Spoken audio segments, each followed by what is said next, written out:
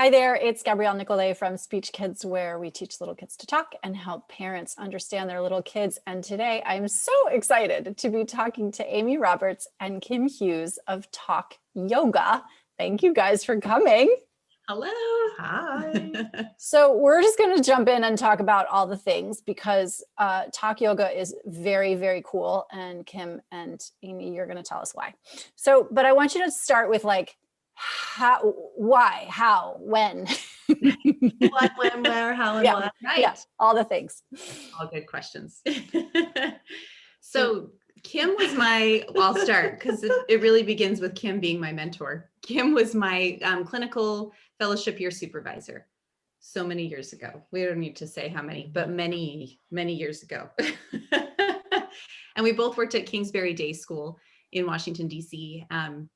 And we both knew we had a love for yoga. And a few years into me working there, we started talking about how can we bring maybe an after school program to the school that incorporates some movement of yoga, but we're also maybe having the kids talk and address some language. So we did this after school program for about a semester and had some kids in there that had, learning delays, autism, attention deficit disorder. And we were really focusing on language development, vocabulary development at that point. So that's kind of as far as we took it. I think we called it like the language of yoga. The language of yoga. Or something like that. Yeah. But our inspiration was because we were so fortunate to be working with other professionals in a multidisciplinary setting. We had learned so much from seeing how the OTs and PTs utilize movement. And we actually co-treated a bit, and we got to experience what happens with language output and ideation when kids are moving. And we learned so much in that environment. So we took that, and then years went by, and then we met up again. Amy moved away, she came back. Okay. And then we started creating Talk Yoga. We got out our beakers and our yoga poses, and we were creating Talk Yoga in her basement. I love it. And so for anybody who's an SLP, right, we tend to focus like kind of here, right? Maybe here. There isn't a lot of training that you get in grad school about breathing, certainly not about movement. I mean, yes, we want to learn about respiration. Okay, fine. But we don't talk about movement a lot. And it turns out, and the research is sort of coming out, and we're not super new out of grad school, about how important, those patterns of movement are for learning. So all that motor learning theory, blah, blah, blah, right? And so, okay, so what happens when you are teaching yoga through language or language through yoga, or it seems to me that it's that big infinity circle? That's exactly. That You're is right. So true. It is. So how does that go? So where do you want to start? Do you want to start with articulation? Do you want to start with language? Let's start with articulation. So I can brag about my business partner, super genius. Amy Roberts took her 200 hours of yoga training, and she came back. Her eyes were like, whoa, and her brain was exploding all over the place. She said, I know how to pair yoga movements with teaching articulation. And she did. Tell us all about. Tell the good people how you did that. How did you do that? Well, just like you were explaining just before about how we don't learn a whole lot about gross motor movement, right? We learn a lot about fine motor in graduate school, especially when it comes to articulation. Right.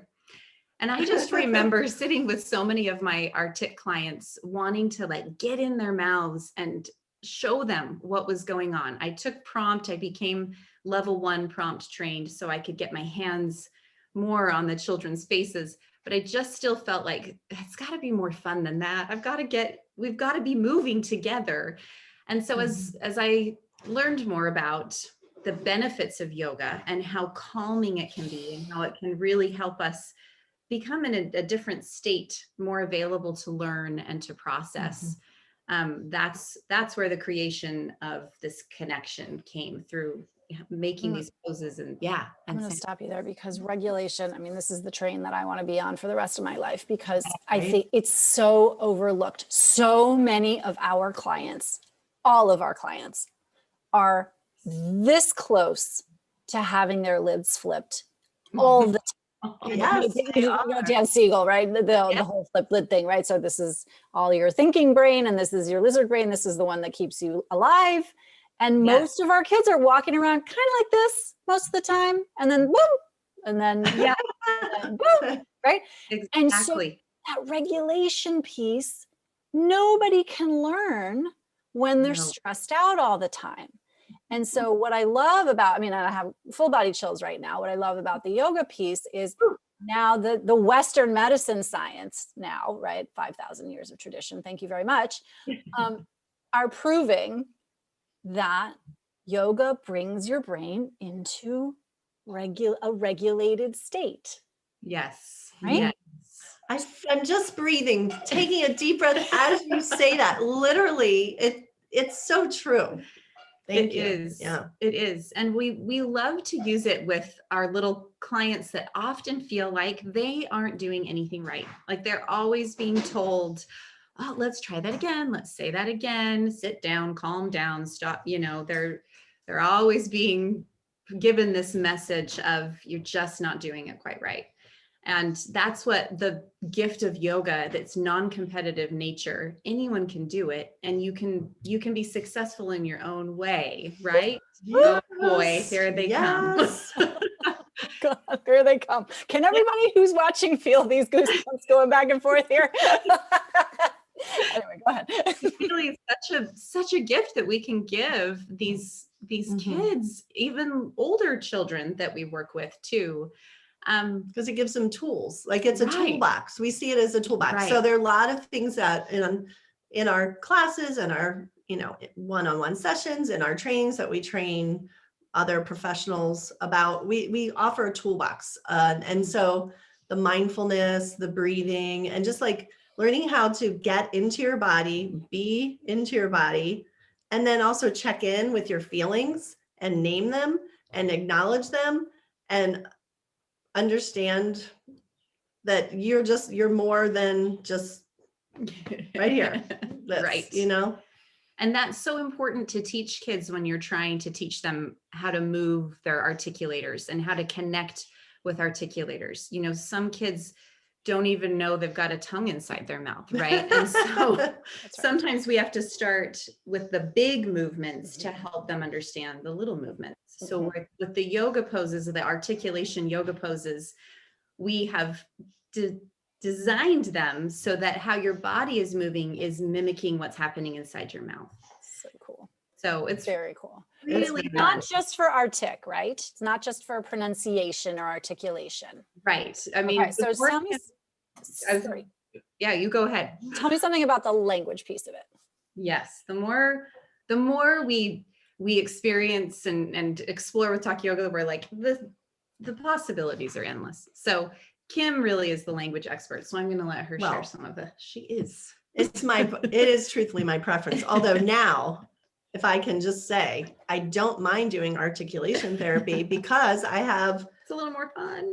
This cool strategy that does, those. By the way, available to a speech pathologist near you. And we're going to remind me because we got to talk about how people can interact with you guys. But keep talking, Kim. Sorry, go ahead. Well, those cards can be used in the language piece. We use them all the time for language too. So it crosses over. So for us, anything that we just see it as like a holistic treatment. So, but the language specifically, like you're labeling body parts, you're learning concept words, prepositions, you're learning other vocabulary, syntax, and sequencing. Big one. Right. So yes, right. So there's all the levels and layers to language development are there. And so we start at we have sort of 3 different levels that we teach the kids at. So there's the establishing level, the boosting, and then the enriching. And establishing is when you're really looking at the developmental milestones for that age or that child's cognitive age, and you're integrating those developmental milestones into the way you talk to them, but using yoga movements, right? And then boosting is just, again, like another layer, expanding language. And then enriching is just taking it to the next level. So maybe by that point, kids are storytelling with the articulation poses, for example. It's kind of hard to capture all the opportunities for language, but like, for example, we have something we call tune-ins. So we use Kundalini yoga for that. And that's a way to like really get into your body. It's a quick, fast movement. So they're learning how to control their body and be in their bodies at the same time. We like weave in language, rolling. So then you have the word roll, you have ing. For example, I am rolling, she is rolling. So, and it just kind of goes on and on. There are flows there. I mean, and what you're talking about, you're talking about, so I want people to really appreciate how multi-layered this is, because as you're talking, I'm like, right, because not only then are you starting with regulation, which is where everybody needs to start, because a dysregulated system is not learning. So we're setting the foundation. Then you're incorporating planning the movement. You're incorporating grading of the movement, right? Because you have to go fast or slow. How many of our kids talk to what? You take our training. I'm coming. It's surprising to me that it hasn't happened yet, but okay. But right, so you got to talk about grading. How many of our kids come to us because they're talking like this and no, I don't understand what they're saying? Exactly. Right. So we've got to do the grading piece. We've got to do the breathing piece. We have to. We can build in the emotional regulation piece too, where I'm starting to get upset. Okay, shoulders. Oh, now I know where my shoulders are. Oh, fantastic! I can take a breath. Oh, I can label that feeling. Oh, I can tell somebody. It's so interwoven what you're doing here, which makes it more complicated, maybe. And probably you have, I'm guessing here, but the people who take your class, and actually let's talk about this now. So you offer trainings to professionals. Yes. To become certified now in talk yoga. Cool. Right? Awesome. Yeah. So I'm going to ask you to tell me like, what's the format? How do people do it? All of that. But I'm guessing you get a certain type of clinician who comes to those trainings, because you kind of have to come with at least a willingness to learn the stuff I was just talking about and the stuff that you've been talking about. Yeah, you've totally hit the nail on the head, because we often say, oh, they just get it. Like that's why they're here. They get it. They're kind of seeking like another way to interact with their clients and move from, hey, I love Zoom as much as anybody else, right? And I love sitting at a desk as much as anybody else, but we know like that's not like the best. So moving onto the floor, really bonding with the child is another benefit that we see. But the training, the people who come to the training, like somebody recently came on Zoom who's an outdoor educator SLP. Right. They do all their therapy outside and a lot of group therapy. I think this is mostly because of our current pandemic, but also it sounds like that the location is kind of a park, wooded, beautiful area. Amazing. And so she was so excited to learn how to incorporate more of the yoga in the outdoors. And, she's reached out to us and told us how she feels her little kids just are more regulated as they get ready to have their sessions when she runs them through a tune-in, or whatever it might be. So we have a variety of professionals. We've had preschool teachers take our trainings, physical therapists, occupational therapists, therapeutic aides. Right. Yeah. Yes. And then of course our speech pathologists. So they definitely come with an open mind to learn a new fun way to engage with their clients, and a holistic way. That's so important to so many of us now. We want to make sure we're not just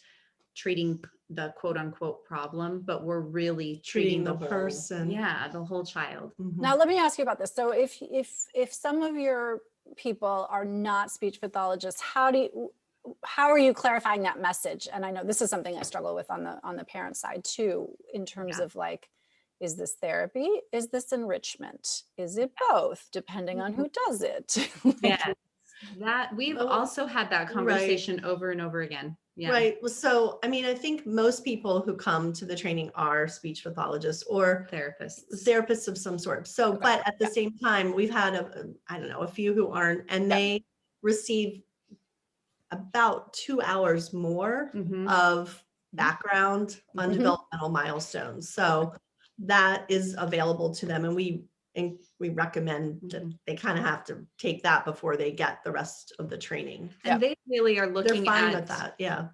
They're looking at our program more as we have a manual and we have lesson plans that have laid out lesson plans so they can week by week. Yeah, week by week. So that's usually what our preschool teachers are coming. They just want to learn how to treat the poses.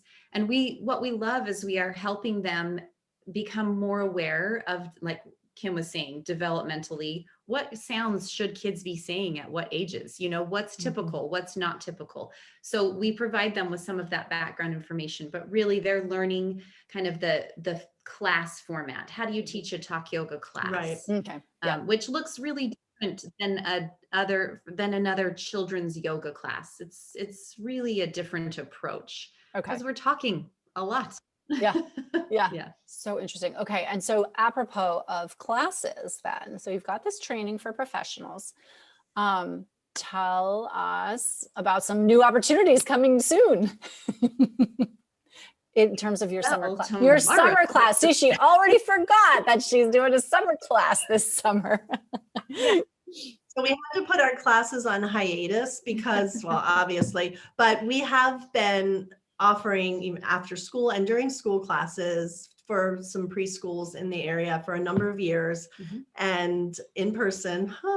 But at the beginning of the pandemic,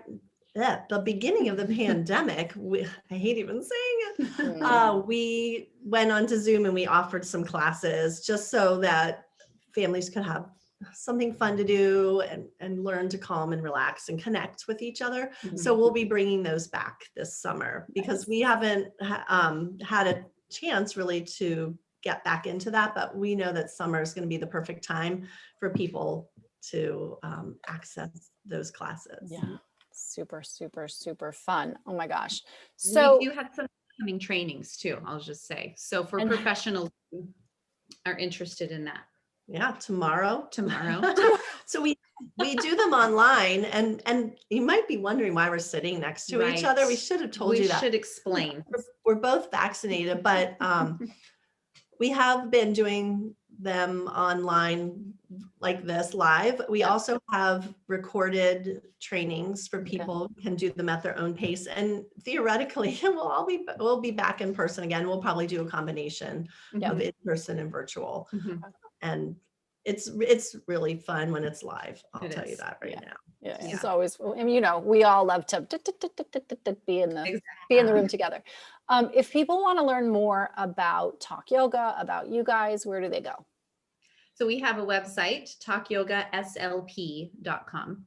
You can also follow us on Instagram. Yeah, you can. Kim is our Instagram guru. I'm just learning. She's hilarious. So good at it. And Kim posts every day with Talk Yoga tips. So we give you some treats and some tips about how to use techniques. We also are going to be starting up a podcast very soon. So that's coming in the very near future. Awesome. And we're also creating Spanish version of the articulation cards. Nice. Okay. Hello. Yes. People have been banging down the door for that. So 2021, that's what we're doing, is the podcast and then the Spanish version of the Amazing. All right. So we will be looking out for that.